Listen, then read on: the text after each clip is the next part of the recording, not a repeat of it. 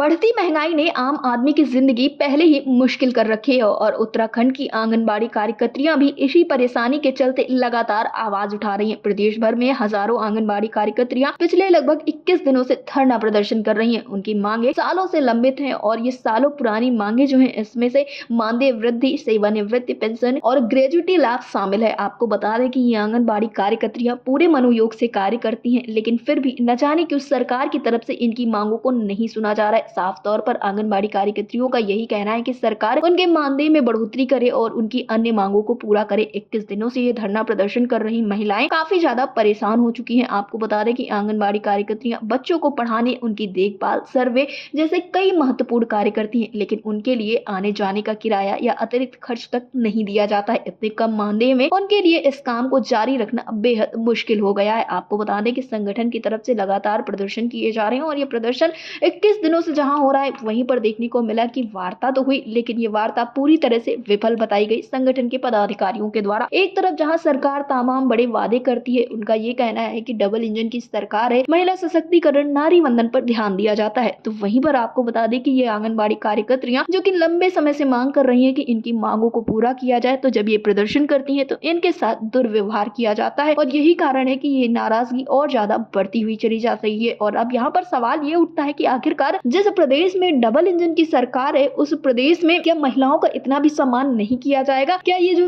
बड़े दावे किए जाते हैं वो सिर्फ चुनावी वादे होते हैं? क्या जो बड़ी बड़ी बातें कही जा रही हैं महिलाओं के सम्मान को लेकर, अभी देखने को मिला कि महिला आरक्षण बिल जब फेल हुआ तो इसको लेकर भी तमाम बार सत्ता की तरफ से ऐसा कहा गया कि ये सारी चीजें विपक्ष की वजह से हो रही हैं और ये सरकार तो महिलाओं के सम्मान के लिए, उनके वंदन के लिए काफी ज्यादा कार्य करना चाहती है। लेकिन वहीं पर जहां महिला आरक्षण बिल को पास करवाने की बात कही जा रही है, वहीं पर धरातल पर कार्य कर रही महिलाओं के लिए क्या सरकार बिल्कुल भी कुछ नहीं सोच रही है? क्योंकि ये आंगनबाड़ी कार्यकर्तियां जो कि पूरे मनोयोग से कार्य कर रही हैं, बच्चों का भविष्य बनाने का काम कर रही हैं, अपने कार्य के अतिरिक्त भी तमाम अन्य कार्य करती हैं, लेकिन उसके बाद भी सरकार इनकी मांगों को नहीं सुन रही है। तो यहाँ पर एक बड़ा सवाल खड़ा होता है कि क्या ये सिर्फ चुनावी वादे, चुनावी दावे और ये कहा जा सकता है कि चुनावों को देखते हुए जुमला कहा जा सकता है? क्योंकि एक तरफ जहां सरकार के वादे हैं तो वहीं पर धरातल कर स्थितियां भी खराब होती हुई चली जा रही हैं। और ये बात सिर्फ उत्तराखंड के लिए नहीं है, बल्कि आपको बता दें कि संगठन के पदाधिकारियों के द्वारा बताया गया है कि पूरे देश में इस वक्त पर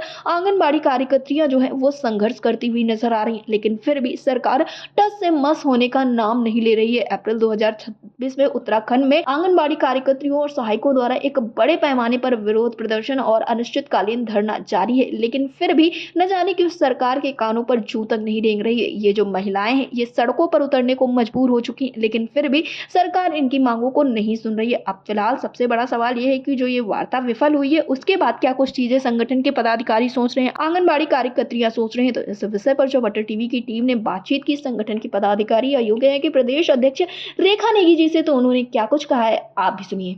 रेखा नेगी जी, आपका हमारे चैनल अटल टीवी पे बहुत बहुत स्वागत है। रेखा नेगी जी, जिस तरह से देखने जी रेखा नेगी जी, जिस तरह से देखने को मिल रहा है कि लगातार इस वक्त पर उत्तराखंड में आंगनबाड़ी कार्यकर्तियां जो है उनका प्रदर्शन चल रहा है, लेकिन सरकार की तरफ से कोई भी रुख इनकी ओर नहीं किया जा रहा है, जबकि महिला सशक्तिकरण और नारी वंदन की बात लगातार कही जा रही है। कोई कार्यक्रम होता है तो इन आंगनबाड़ी कार्यकर्तियों को सबसे पहले बुला लिया जाता है, लेकिन आज जब इनकी मांगों को सुनना, एक लंबा अंतराल बीत चुका है और आप लोगों की मांगों को अभी नहीं सुना गया, क्या कुछ कहना है आपका? आखिर किस वजह से इतनी सारी समस्याएं हो रही हैं? देखिए मैडम, धन्यवाद आपका, आपने मुझे जोड़ा और मुझसे ये सवाल किया, क्योंकि कोई हमारी सुध ले नहीं रहा है जी। जो दोनों जगह दो डबल इंजन की सरकार जो अपने बड़े बड़े वादे करते हैं, बेटी बचाओ बेटी पढ़ाओ की बात करते हैं, महिलाओं को सशक्त बनाने की बात करते हैं, और दूसरी तरफ कहते हैं कि हमारा ये महिलाएं हमारे सड़कों पे दिख रही है, उनको दिखती नहीं है जी। तो मैं आज आपको बताना चाहूंगी, हम आंगनबाड़ी वर्कर हैं जो कि सरकार भी कहती है कि उत्तराखंड या पूरा ऑल इंडिया लेवल पे ये रीढ़ की हड्डी है जी। लेकिन आज वही रीढ़ की हड्डी सरकार को दिख नहीं रही है कि हमारी रीढ़ की हड्डी कितनी परेशान है जी। और सरकार, हम लोग आज यहाँ पे हमारा 23वां दिन है, हम पूरे प्रदेश में, उत्तराखंड की बात कर रही हूँ, पूरे प्रदेश में धरने पे बैठे हुए। हमारा ये है कि हमारा मानदेय बढ़ा दिया जाए, क्योंकि जिस काम को हम करते हैं, जिन योजनाओं को हम धरातल पे चलाते हैं, हम उन योजनाओं को चलाने के लिए अपना पारितोषिक क्योंकि ये तो हमें वेतन तो दे नहीं पा रहे हैं, न देंगे, लेकिन हम अपना इनाम मांग रहे हैं कि हमने जो धरातल पे काम किया उसको कम से कम हमें दे तो दीजिए। एक मजदूर भी 10,000 रुपए पाता है, लेकिन हम केवल 300 रुपए दिन भर इनकी दिहाड़ी भी पूरी हमको नहीं मिल पाती है। तो इसलिए हम आज हमें 21 दिन यहाँ पे हो गए हैं, पुलिस मंदिर हमारा चल रहा है और हम लगातार इसी प्रोटेस्ट को लेकर हम लोग आगे बढ़ रहे हैं और हमारी सरकार से वार्ता हुई है, लेकिन वो विफल रही। कोई भी सुनने को तैयार नहीं। कहते हैं खाना बनाओ, लेकिन खाना कहाँ से बनाओ? क्योंकि आज हमारे अभी कल जो हमारी कार्मिक सचिव बघोली जी से बात हुई तो उनको अब पता चला कि हमारे पास ईंधन नहीं है और उन ईंधन की समस्या से हमने खाना नहीं बना पाते। तो उन्होंने जस्ट आज भी देखो, हमने मानदेय की बात करी, इन्होंने मानदेय की बात नहीं मानी। लेकिन अभी मुझे खबर आई है कि विभाग द्वारा हमको बोला जा रहा है कि तुम्हें गैस कनेक्शन दिए जाएंगे, आप अपने आधार और अपने आईडी प्रूफ जमा करें। तो आधार और आईडी प्रूफ देखो, जब हम इन्हें पता चला कि धरने पे खाना नहीं बन रहा है तो इन्होंने गैस सिलेंडर देने की तो बात कर दी, लेकिन जो वर्कर बनाएगी उसके लिए कोई भी उस पर समस्या का सुनवाई नहीं हुई है, क्योंकि गैस सिलेंडर आएंगे तो उसमें कमीशन इनके लिए बन जाएगा। ठीक है, इसलिए ये वो चीजें करते हैं जो जिस पे कमीशन खा सके। कैंटीन पे कमीशन, अंडों पे कमीशन, राशन पे कमीशन, साड़ियों पे कमीशन, हर जगह इनकी कमीशन खोली चलती है और आंगनबाड़ी जो धरातल पे काम करती है उसके लिए कुछ नहीं है। इसलिए मैं ये चाहती हूँ कि हमारी बहनें जो आपके वजह से हमारी बहनें, जब तक हम हड़ताल पे हैं कोई भी गैस सिलेंडर का कोई कागज ना दे और ना ही देंगे, क्योंकि जब तक हमारा मानदेय नहीं बढ़ता हम कोई भी काम नहीं करेंगे। रेखा नेगी जी, तो ये कार्यक्रम आप लोगों का कब तक जारी रहेगा? क्या इस बार आप लोगों ने पूरी तरह से ठान लिया है जब तक मांगे पूरी नहीं हो जाएंगी तब तक आप लोग ऐसे ही अनवरत धरना प्रदर्शन करती रहेंगी? बिल्कुल बिल्कुल, हम बिल्कुल बने हुए हैं और क्योंकि परेशान हो गई है, आत्महत्या करने के तैयार हो गई है औरतें। कुछ मिल ही नहीं पा रहा है। फरवरी का आधा मानदेय आ रखा है, मार्च चलेगा, अप्रैल पूरा जाने वाला है। कहाँ से आंगनबाड़ी वर्कर अपने घर को चलाएगी? देखो बड़े बड़े ये कैंटीन की कंपनियां ये खोले बेचने के लिए आंगनबाड़ियों को दे रहे, वो बिक नहीं रहे क्योंकि क्वालिटी अच्छी नहीं है, बिक नहीं रहे तो करे तुम बेचो ना बेचो, पैसा हमें जमा कर दो।